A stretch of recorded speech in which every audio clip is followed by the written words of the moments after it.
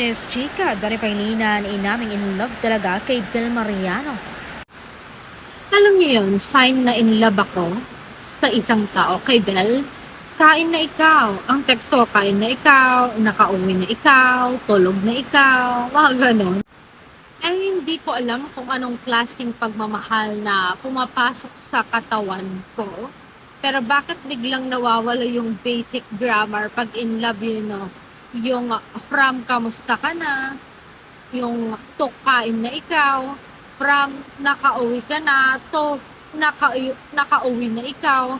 Parang habang lumalalim yung feelings mo, bumababa naman yung sentence construction mo. Pero okay lang, at least mahal ka.